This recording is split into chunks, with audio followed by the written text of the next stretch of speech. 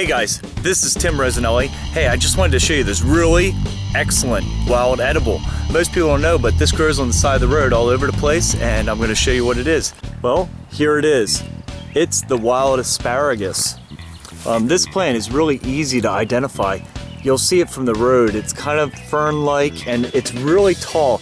We used to, as a kid, my parents used to take us around, and we used to look for these and search for them on the side of the road. And they're very easy to identify because they almost look like, as my mom would always say, a big Christmas tree. And they're usually bigger than everything else around, so you can really notice them because they really stick out. If you look at them, if you've seen asparagus before, you can actually look at the stalk and notice that it has, it almost looks like asparagus. But what you would normally do is you just go down to the bottom and you cut off the stalk. Then when you cut up the stalk, you come back about a week later and you'll see a bunch of sprouts growing up. So I'm going to go to another site and show you one of the sites that I actually cut them off and show you what the little sprouts look like. About a week ago, I cut this asparagus down, and here it is. You can see that these are just like what you would recognize as asparagus. I'm going to cut these down, and then in about a week, you'll see even more. So you have to kind of come out here every few days and check them out. They do grow really quick.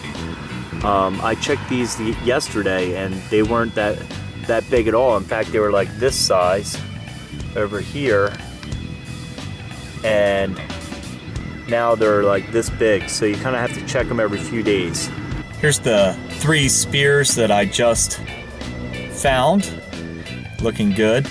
This is a fun thing to do. I have about 8 sites like this that I can go to and check every once in a while. They're on my way to doing other things, so it's not like I'm putting any extra gas or anything like that into it because I already go past these spots all the time. And it's just kind of a fun thing to do to get some free food.